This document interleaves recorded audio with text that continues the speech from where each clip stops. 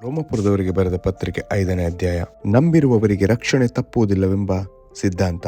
ಹೀಗಿರಲಾಗಿ ನಂಬಿಕೆಯಿಂದ ನೀತಿವಂತರಾದ ಕಾರಣ ನಮ್ಮ ಕರ್ತನಾದ ಯೇಸು ಕ್ರಿಸ್ತನ ಮೂಲಕ ದೇವರೊಂದಿಗೆ ಉಂಟಾದ ಸಮಾಧಾನದಲ್ಲಿ ಇರೋಣ. ನಾವು ಈಗ ನೆಲೆಗೊಂಡಿರುವ ದೇವರ ಕೃಪಾಶಯದಲ್ಲಿ ಆತನ ಮುಖಾಂತರವೇ ನಂಬಿಕೆಯಿಂದ ಪ್ರವೇಶವಾಯಿತು ಮತ್ತು ದೇವರ ಮಹಿಮೆಯನ್ನು ಹೊಂದುವೆಂಬ ಭರವಸದಿಂದ ಉಲ್ಲಾಸವಾಗಿದ್ದೇವೆ. ಇದು ಮಾತ್ರವಲ್ಲದೆ ನಮಗೆ ಉಂಟಾಗುವ ಉಪದ್ರವಗಳಲ್ಲಿಯೂ ಉಲ್ಲಾಸವಾಗಿದ್ದೇವೆ. ಯಾಕಂದರೆ ಉಪದ್ರವದಿಂದ ತಾಳ್ಮೆ ಹುಟ್ಟುತ್ತದೆ, ತಾಳ್ಮೆಯಿಂದ ಅನುಭವ ಸಿದ್ಧಿ ಹುಟ್ಟುತ್ತದೆ, ಅನುಭವದಿಂದ ನಿರೀಕ್ಷಣೆ ಹುಟ್ಟುತ್ತದೆಂದು ಬಲ್ಲೆವು.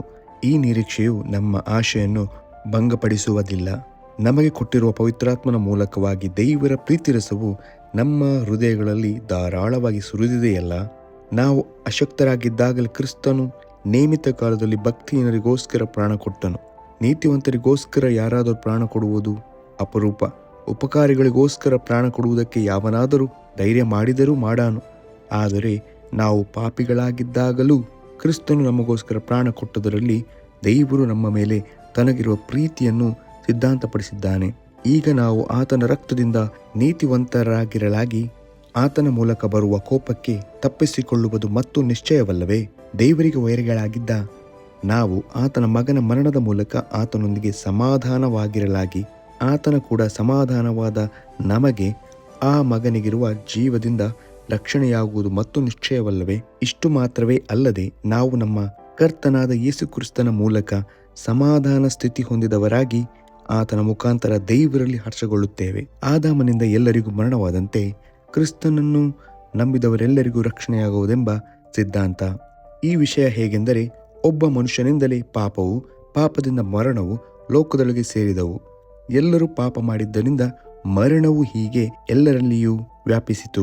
ಧರ್ಮಶಾಸ್ತ್ರ ಉಂಟಾಗುವುದಕ್ಕೆ ಮುಂಚೆಯೇ ಪಾಪವು ಲೋಕದಲ್ಲಿತ್ತು. ಆದರೆ ಧರ್ಮಶಾಸ್ತ್ರವಿಲ್ಲದಿರುವಾಗ ಪಾಪವು ಲೆಕ್ಕಕ್ಕೆ ಬರುವುದಿಲ್ಲ. ಆದರೂ ಆದಾಮನ ಕಾಲದಿಂದ ಮೋಶೆಯ ಕಾಲದವರೆಗೂ ಮರಣದ ಆಳಿಕೆಯು ನಡೆಯುತ್ತಿತ್ತು. ಆದಾಮನು ದೇವಾಜ್ಞೆ ಮೀರಿ ಮಾಡಿದ ಪಾಪಕ್ಕೆ ಸಮಾನವಾದ ಪಾಪವನ್ನು ಮಾಡದೆ ಇದ್ದವರ ಮೇಲೆಯೂ ಅದು ನಡೆಯುತ್ತಿತ್ತು. ಆ ಆದಾಮನು ಬರಬೇಕಾದ ಒಬ್ಬಾತನಿಗೆ ಸೂಚಕ ಪುರುಷನಾಗಿದ್ದಾನೆ.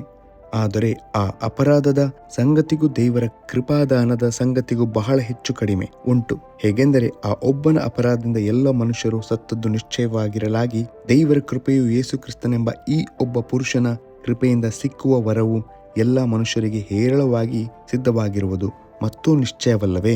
ಇದಲ್ಲದೆ ಪಾಪ ಮಾಡಿದ ಒಬ್ಬನಿಂದಲೇ ದುಷ್ಫಲ ಬಂದಂತೆ ಈ ವರವು ಬರಲಿಲ್ಲ. ಹೇಗೆಂದರೆ ಒಬ್ಬನೇ ಮನುಷ್ಯನ ಪಾಪದ ದಿಸೆಯಿಂದ ಸಾಯಬೇಕೆಂಬ ನಿರ್ಣಯವು ಉಂಟಾಯಿತು. ಆದರೆ ದೇವರ ಕೃಪಾದಾನವು ಅನೇಕರ ಅಪರಾಧಗಳ ಕಾರಣದಿಂದ ಉಂಟಾಗಿ ಅವರನ್ನು ನೀತಿವಂತರೆಂದು ನಿರ್ಣಯಿಸುವಂತದ್ದಾಗಿದೆ. ಒಬ್ಬನು ಮಾಡಿದ ಅಪರಾಧದಿಂದ ಮರಣವು ಉಂಟಾಗಿ ಆ ಒಬ್ಬನ ದಿಸೆಯಿಂದಲೇ ಆಳುವುದಾದರೆ ದೇವರು ಧಾರಾಳವಾಗಿ ಅನುಗ್ರಹಿಸುವ ಕೃಪಾದಾನವನ್ನು, ನೀತಿ ಎಂಬ ವರವನ್ನು ಹೊಂದಿದವರು ಯೇಸು ಕ್ರಿಸ್ತನೆಂಬ ಈ ಒಬ್ಬ ಪುರುಷನ ಮೂಲಕ ಜೀವಭರಿತರಾಗಿ ಆಳುವುದು ಮತ್ತು ನಿಶ್ಚಯವಲ್ಲವೇ? ಹೀಗಿರಲಾಗಿ ಒಂದೇ ಅಪರಾಧದ ಮೂಲಕ ಎಲ್ಲ ಮನುಷ್ಯರಿಗೆ ಸಾಯಬೇಕೆಂಬ ನಿರ್ಣಯವು ಹೇಗೂ ಉಂಟಾಯಿತೋ ಹಾಗೆ ಒಂದೇ ಸತ್ಕಾರ್ಯದಿಂದ ಎಲ್ಲ ಮನುಷ್ಯರಿಗೆ ನೀತಿವಂತರೆಂಬ ನಿರ್ಣಯ ಉಂಟಾಗಿ ಜೀವವನ್ನು ಫಲಿಸುತ್ತದೆ. ಒಬ್ಬನ ಅವಿಧೇಯತ್ವದಿಂದ ಎಲ್ಲರಿಗೂ ಹೇಗೆ ಪಾಪಿಗಳಾದರೂ ಹಾಗೆಯೇ ಒಬ್ಬನ ವಿಧೇಯತ್ವದಿಂದ ಎಲ್ಲರೂ ನೀತಿವಂತರಾಗುವರು. ಅಪರಾಧಗಳು ಹೆಚ್ಚಾಗಿ ಕಂಡುಬರುವ ಹಾಗೆ ಧರ್ಮಶಾಸ್ತ್ರವು ಮಧ್ಯೆ ಬಂತು.